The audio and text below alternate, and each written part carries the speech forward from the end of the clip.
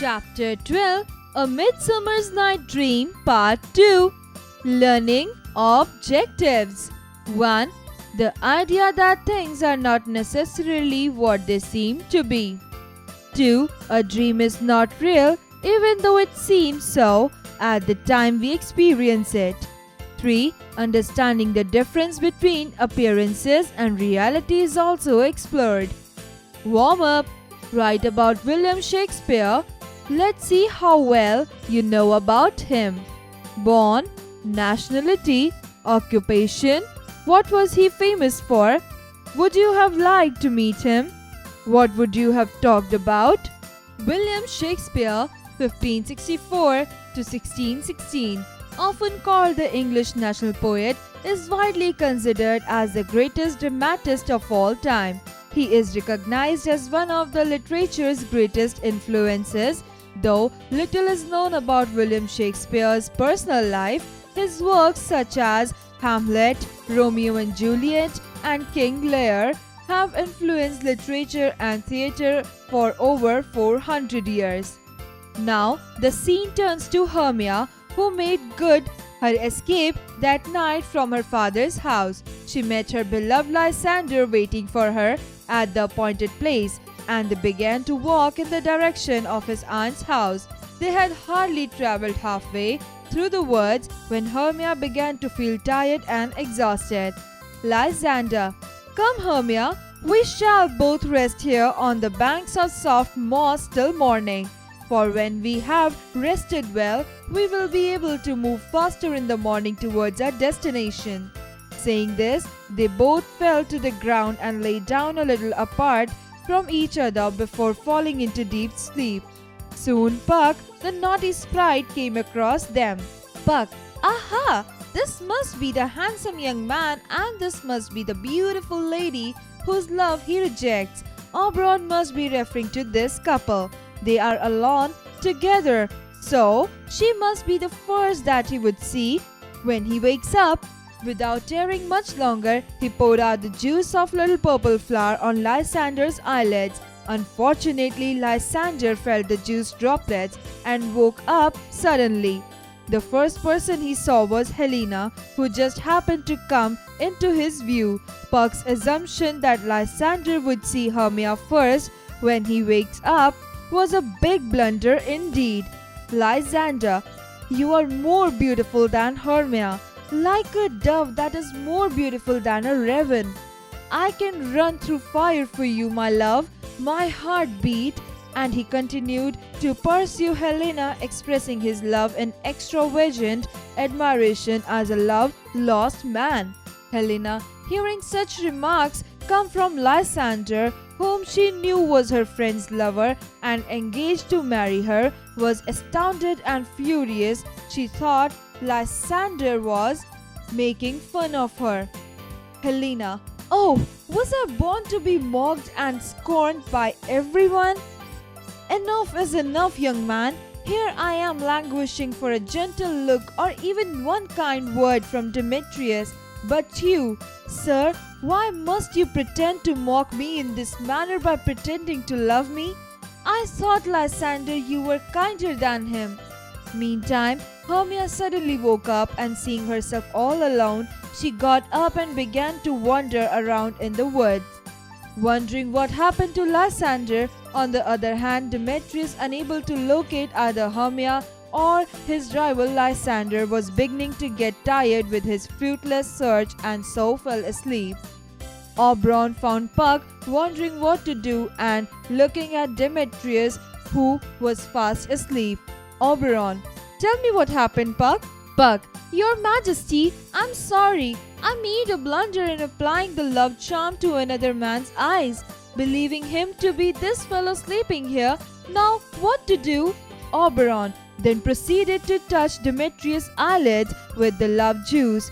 Just as he finished dropping the love potion, Demetrius opened his eyes and the first person he saw was Helena. And just like Lysander, Demetrius too began to express his love for Helena. Demetrius, oh Helena, my love, my sugar pie, my sweetheart, I love you so very much. Helena became speechless. Now she had both men expressing love to her at the same time, as both of them were heavily under the influence of the powerful love potion. Hermia arrived on the scene in search of her Lysander. Poor Helena thought they all ganged up together to make fun of her, but Hermia was as much as surprised as Helena was. She could not fathom why Lysander and Demetrius, who both loved her before, were now in love with her friend Helena. She did not find the matter funny at all. The young ladies who were best of friends once before now turned up each other's accusingly. Hermia, you stole my Lysander's love from me? Helena, unkind Hermia, you are the one who set Lysander to upset me with false praises and expressing love to me. I am indeed surprised at him. You have also turned your other lover Demetrius, who used to kick me with his foot. You are making him call me names such as goddess, nymph, precious, rare, and celestial. He, of his own accord, would never use such loving words to talk to me, because he hates me and makes fun of me all the time. You are unkind, Hermia, to join with these men and poke fun and scorn me to shame. Have you forgotten the good friendship we enjoyed during our school days? How often, Hermia, we sat together on one cushion, both singing the same song, and worked our needles in embroidering the same flower on the same sampler, going up like inseparable twins. How can you, Hermia, be so unfriendly now, so unladylike to join with these men to scorn me, you poor friend? Hermia, I am amazed at your angry words, Helena. I am not mocking you. Instead, you are the one who is mocking me. Helena, oh yes, my dear, keep it up. Pretend to look serious and then make faces at me behind my back. Why, you must even be winking at each other to keep the joke going. If you had any pity, grace, or manners, you would not treat me like this. And so the ladies continued sparing words at each other. Meanwhile, the two young men turned aside to have a good hand to fist fight over Helena.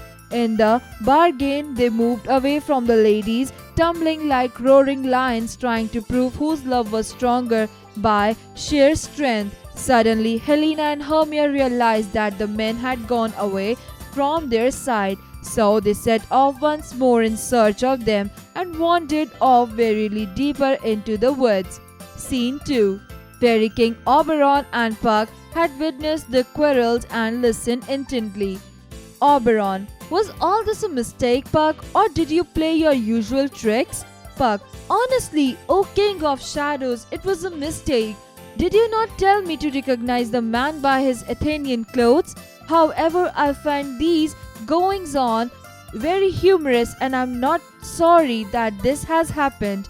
Oberon, you saw, didn't you? Those two men have started their fight already. I order you to blanket the night with a thick fog and lead these quarrelsome lovers so far apart in the dark that they will never be able to find each other. If need be, mimic their voices to each other to keep them daring each other on and unfollow you. Do this till they are so weary that they just fall asleep. Then you take this other flower and squeeze the juice into Lysander's eyes. When he awakens, he will have forgotten his new love for Helena and return to his old love for Hermia. This way, the two pretty young ladies will each be happy with the man they love, and they will begin to think that all this happened was a bad dream. Go, get going with this quickly, Puck, whilst I go and see what my sweet love Titania has found. Titania was still sleeping nearby. A wearier workman who had lost his way in the wood was also asleep. Oberon, this fellow shall be my Titania's true love.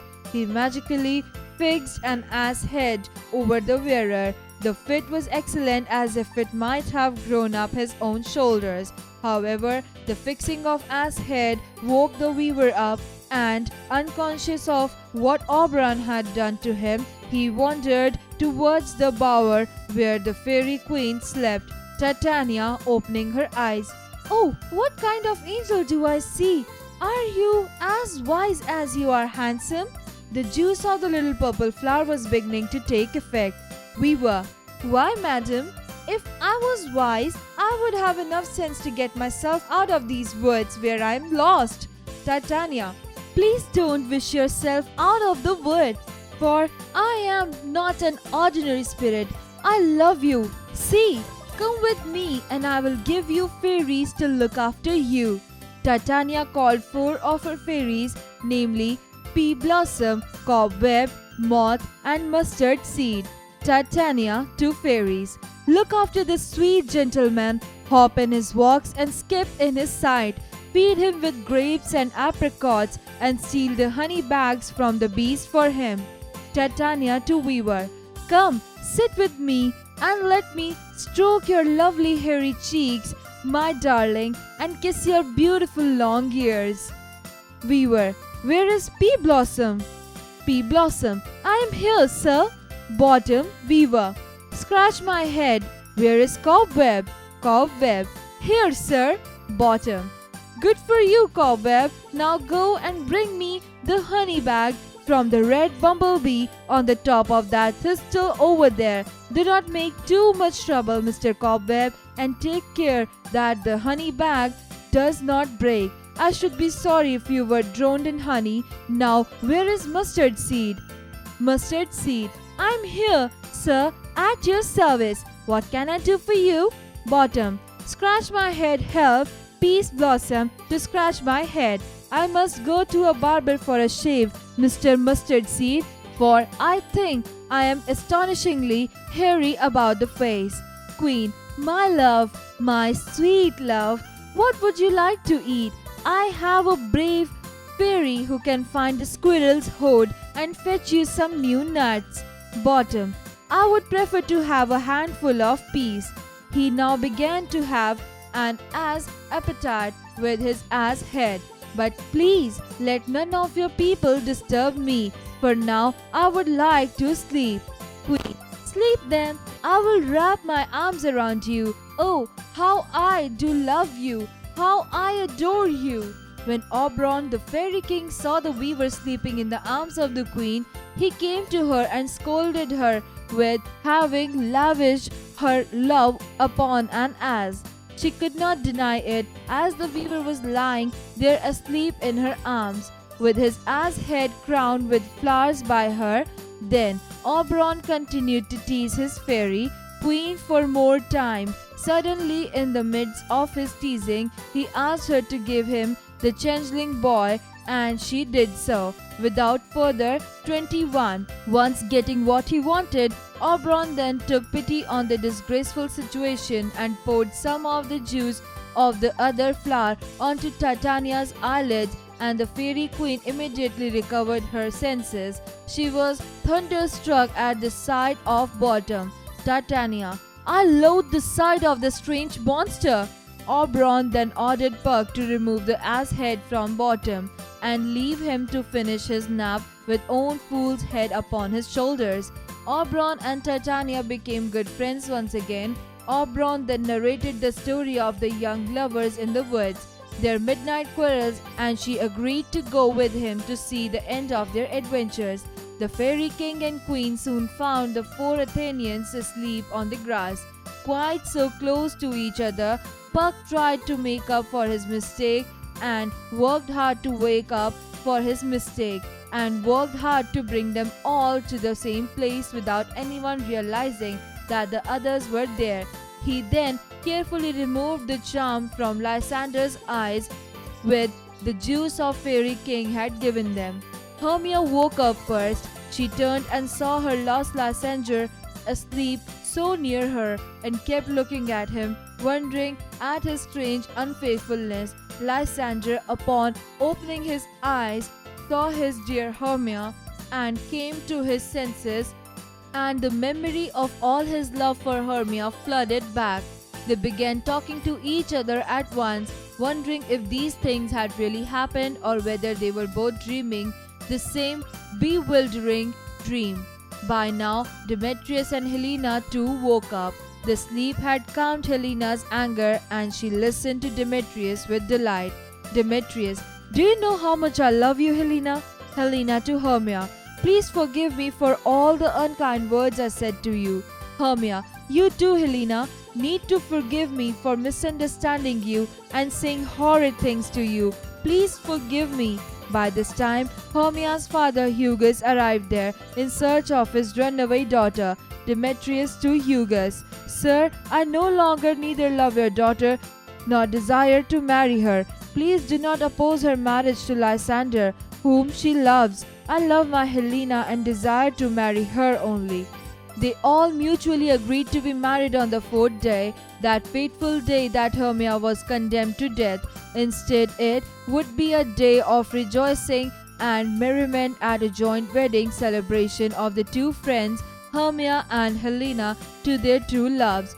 Oberon and Titania, the fairy king and queen, who were the invisible spectators of this happy ending, were thoroughly pleased with the part they played in bringing about this happy occasion that the two decided to join in the celebrations of the wedding and declare that day to be a day of sports and games throughout their fairy kingdom. And now, your reader, if you do not believe in fairies and elves and the pranks they play, just imagine you were asleep and dreaming that all these adventures were just a beautiful movie you saw in Midsummer Night's Dream. Find meaning. Beloved, dearly loved. Destination, journey's end. Extravagant, over generous. Astounded, astonished. Appointed, said of a time or place. Assumption, yes. Admiration, respect.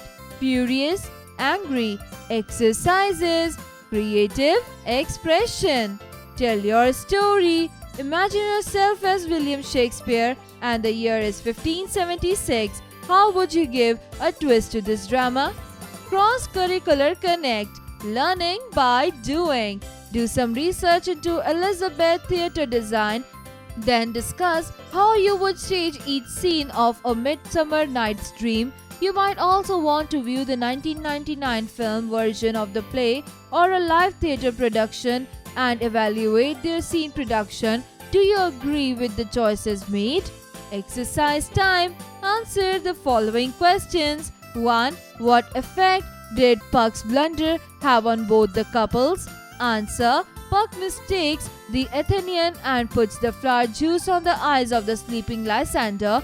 When he is woken by Helena, he immediately falls in love with her and rejects Hermia. When Demetrius rests, Oberon puts magic juice on his eyes, which makes him fall in love with Helena as well.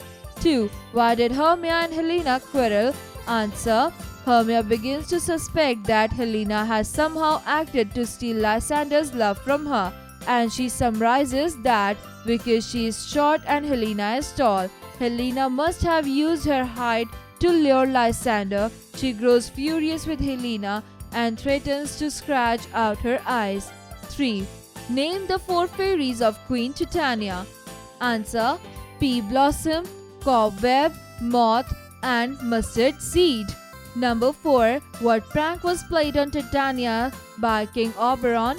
Answer. Oberon has Puck spray love juice on Titania. The first thing she sees was him and she falls madly in love with him. 5. Why did Helena upset when Demetrius said he loved her? Answer. Helena was upset since she already knew that Demetrius was into love with her and has always been insulting her. After observing the sudden change in his behavior, made her feel like Demetrius was making fun of her. 6. Of what did Helena accuse Hermia? Answer. She accuses Hermia of participating with Lysander and Demetrius to play a cruel joke on her. She believes the two men are pretending to be in love with her. She thinks that Hermia is going along with the act. Find their meaning.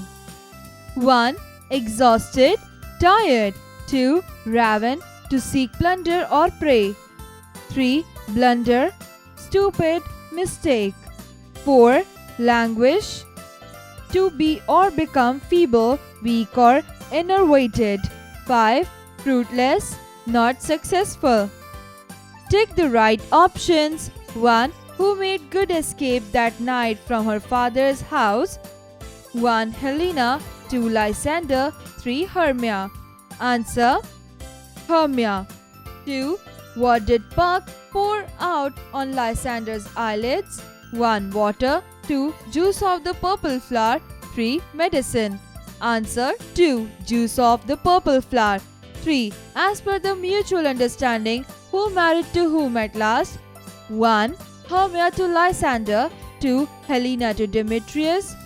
3. Both of these. Answer: 3. Both of these. 4. Who were the invisible spectators of this happy ending? 1. Oberon the fairy king. 2. Titania the fairy queen. 3. Both of them. Answer: 3. Both of them. Match the following. Column A, column B. 1. Helena. Oh, was I born to be mocked or scorned by everyone? Puck. Your Majesty, I am sorry. Oberon. Tell me what happened, Puck. Lysander. Come, Hermia, we shall both rest here on the bank of soft moss till morning. Hermia. I am not mocking you. Instead, you are the one who is mocking me. Conceptual understanding. Tell your story. Gender issues are significant in this drama. What differences are there in the roles and behaviors appropriate to men and women? Do these gender differences still exist today, or are they examples of outdated stereotypes? Communication. Writing skills. King Oberon was against Queen Titania. Try and change this ending where Queen Titania wins. She does not have to give the changeling boy as a page to the king. You can use the powers of fairies and elves, magic, powder, etc. Listening and speaking skills. Your teacher will read out a paragraph from the play. Listen to him or her carefully. Answer the following questions. 1. They all mutually agreed to be married on 4th day. Whom does they refer to in the above statements? 2. What do you mean by faithful day? 3. Did Helena and Hermia get their true love? 4. Who were the invisible spectators of this happy ending? Life skills. Self-awareness building. Nature is our mother. She is the one who has given life to every creature. We should protect and love her. The easiest way to show her our affection is to treat trees with care. We should grow more and more trees. Try to stop cutting trees wherever possible. We must make people aware of the importance of nature to people as well.